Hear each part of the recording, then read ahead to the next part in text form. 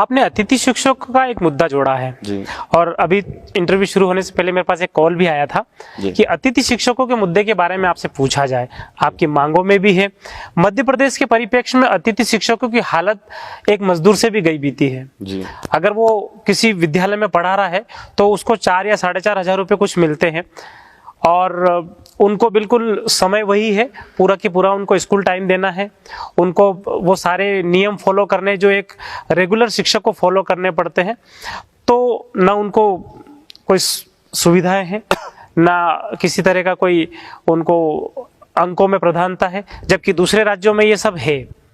आपकी मांग सारी जगह एक समान ही है, पर हमें चाहते हैं कि जब स्कूलों में शिक्षकों की कमी है और सरकार चाहती भी है कि शिक्षकों की भर्ती की जाए, तो क्यों ना अतिथि शिक्षकों के माध्यम से ही भर्ती की जाए और जो अभी तक के अतिथि शिक्षक हैं उनको परमानेंट किया जाए, ताकि जहाँ सरकारी स्कूल है, जहाँ टीचरों की व्यवस्था नहीं है, शिक्षकों की व्यवस्था नहीं है, जहाँ बच्चों को पढ़ने में अभाव है, मतलब पढ़ाने वाले ही नहीं हैं, तो वहाँ उनकी नियुक्ति भी हो जहाँ नहीं है, और जहाँ अतिथि शिक्षक है उनको नियमित किया जाए। क्योंकि नियमित करना इसलिए ज़रूरी है कि वो पढ़ाते 12 मतलब जाते 12 महीने के लिए स्कूल लगता है, पर जो 2 महीने की छुट्टी होती है उसकी तनख्वाह उनको नहीं मिलती है। 10 महीने की तनख्वाह दी जाती है, उसके बाद 1 साल की नियुक्ति होती है, 1 साल के बाद फिर से नया टीचर आएगा, फिर से वैकेंसी निकलेगी, फिर नया टीचर आएगा। तो उस प्रोसेस को हटाते हुए एक बार जिसकी नियुक्ति हो गई, जो पढ़ा रहा है, उसको स्थायी किया जाए, ताकि वो बच्चों को अच्छी तरीके से पढ़ा सके और कम से कम उसको भी ये रहे कि मैं शिक्षक हूँ, मुझे यही पढ़ाना है। तो वो बच्चों को पढ़ाएगा अच्छी, और शिक्षा व्यवस्था में सुधार ही तब आएगा जब परसेंटेज के आधार पर शिक्षक आएंगे। और अतिथि शिक्षकों की जो भर्ती होती है, जिस विषय के लिए जो शिक्षक चाहिए उसी की नियुक्ति होती है, और उसमें भी नियुक्ति होती है तो परसेंटेज के आधार पे होती है कि जिसका ज़्यादा परसेंटेज है उसको ही वहाँ पात्रता रहेगी, ना कि आरक्षण के दायरे में। तो शिक्षा और स्वास्थ्य ऐसी जगह है जहाँ आरक्षण का कोई दायरा नहीं होना चाहिए।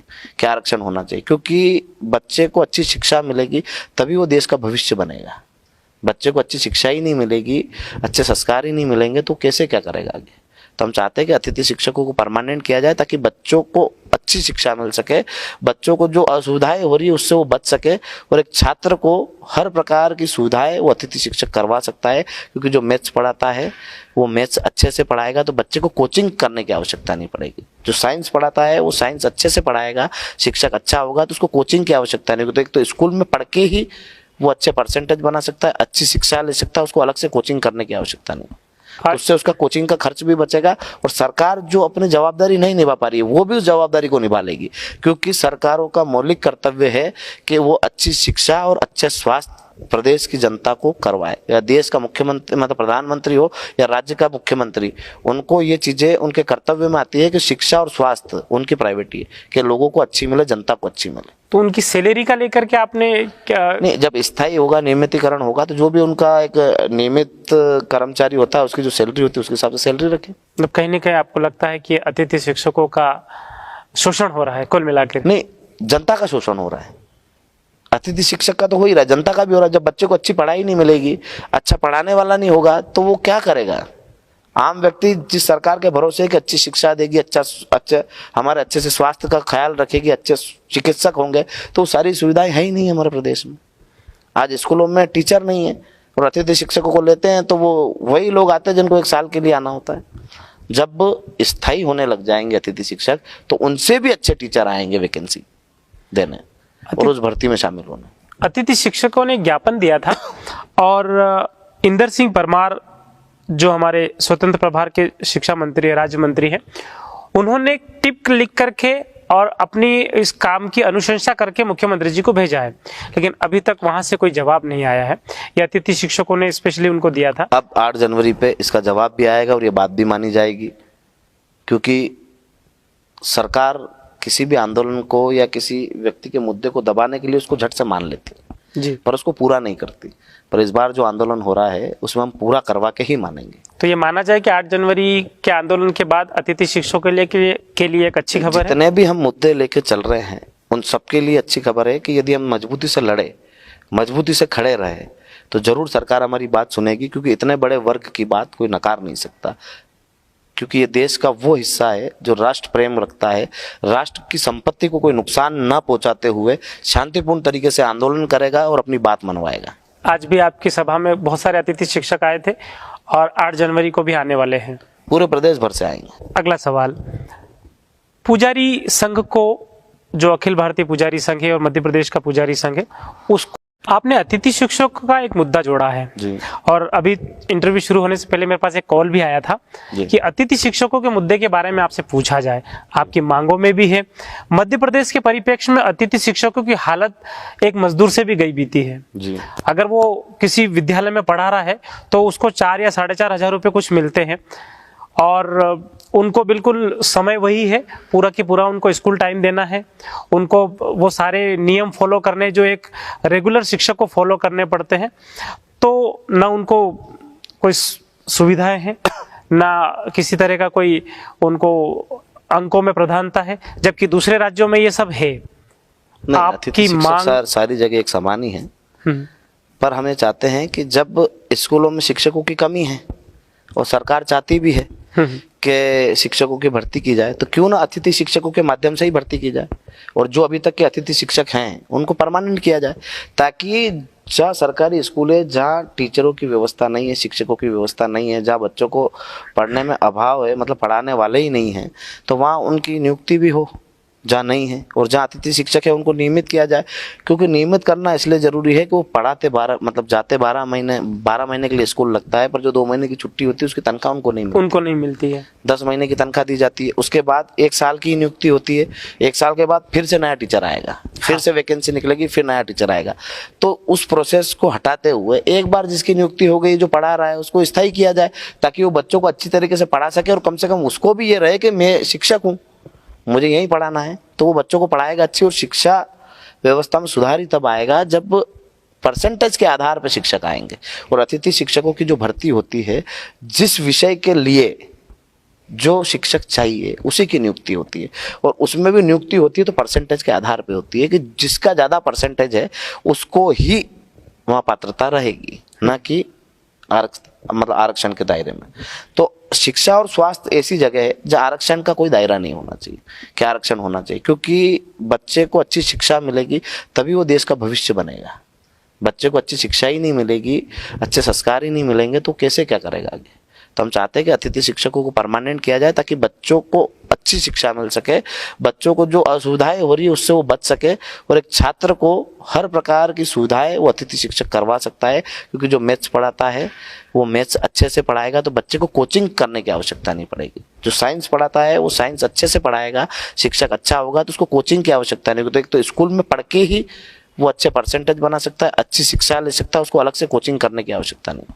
उससे उसका कोचिंग का खर्च भी बचेगा, और सरकार जो अपनी जवाबदारी नहीं निभा पा रही है वो भी उस जवाबदारी को निभा लेगी। क्योंकि सरकारों का मौलिक कर्तव्य है कि वो अच्छी शिक्षा और अच्छे स्वास्थ्य प्रदेश की जनता को करवाए, या देश का मुख्यमंत्री मतलब प्रधानमंत्री हो या राज्य का मुख्यमंत्री, उनको ये चीजें उनके कर्तव्य में आती है कि शिक्षा और स्वास्थ्य उनकी प्रायोरिटी है कि लोगों को अच्छी मिले, जनता को अच्छी मिले। तो उनकी सैलरी का लेकर के आपने क्या नहीं, जब स्थायी होगा, नियमितीकरण होगा, तो जो भी उनका एक नियमित कर्मचारी होता है उसकी जो सैलरी होती है उसके हिसाब से सैलरी रखें। मतलब कहीं ना कहीं आपको लगता है कि अतिथि शिक्षकों का शोषण हो रहा है कुल मिलाकर? नहीं, जनता का शोषण हो रहा है। अतिथि शिक्षक का तो हो ही रहा है, जनता का भी हो रहा है। जब बच्चे को अच्छी पढ़ाई नहीं मिलेगी, अच्छा पढ़ाने वाला नहीं होगा, तो वो क्या करेगा। आम व्यक्ति जिस सरकार के भरोसे है कि अच्छी शिक्षा देगी, अच्छा हमारे अच्छे से स्वास्थ्य का ख्याल रखेगी, अच्छे चिकित्सक होंगे, तो सारी सुविधाएं है ही नहीं हमारे प्रदेश में।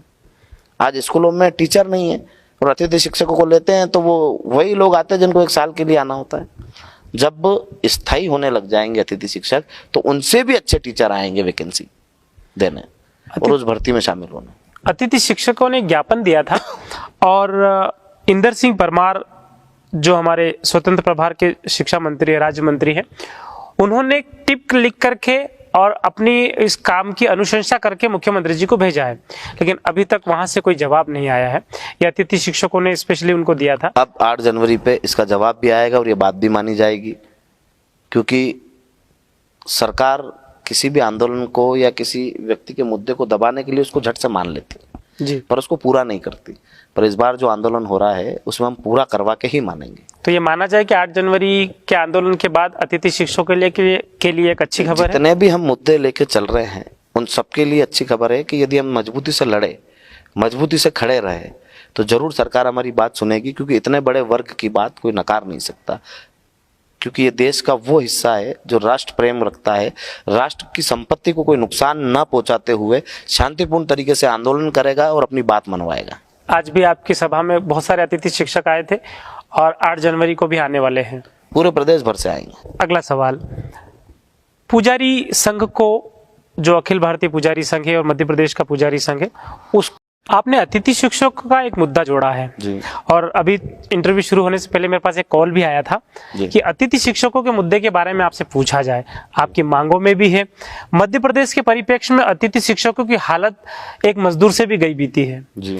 अगर वो किसी विद्यालय में पढ़ा रहा है तो उसको 4 या 4,500 हजार रुपये कुछ मिलते हैं और उनको बिल्कुल समय वही है, पूरा की पूरा उनको स्कूल टाइम देना है, उनको वो सारे नियम फॉलो करने जो एक रेगुलर शिक्षक को फॉलो करने पड़ते हैं, तो ना उनको कोई सुविधाएं हैं, ना किसी तरह का कोई उनको अंकों में प्रधानता है, जबकि दूसरे राज्यों में ये सब है।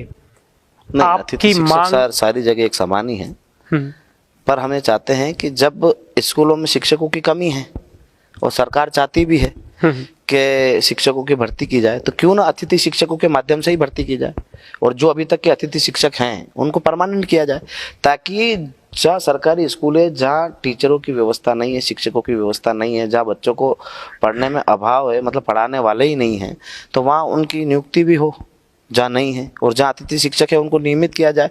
क्योंकि नियमित करना इसलिए जरूरी है कि वो पढ़ाते 12 मतलब जाते 12 महीने के लिए स्कूल लगता है, पर जो 2 महीने की छुट्टी होती है उसकी तनख्वाह उनको नहीं मिलती है। 10 महीने की तनख्वाह दी जाती है, उसके बाद 1 साल की नियुक्ति होती है, 1 साल के बाद फिर से नया टीचर आएगा, फिर से वैकेंसी निकलेगी, फिर नया टीचर आएगा। तो उस प्रोसेस को हटाते हुए एक बार जिसकी नियुक्ति हो गई, जो पढ़ा रहा है, उसको स्थायी किया जाए, ताकि वो बच्चों को अच्छी तरीके से पढ़ा सके और कम से कम उसको भी ये रहे कि मैं शिक्षक हूँ, मुझे यही पढ़ाना है, तो वो बच्चों को पढ़ाएगा अच्छी। और शिक्षा व्यवस्था में सुधार ही तब आएगा जब परसेंटेज के आधार पर शिक्षक आएंगे।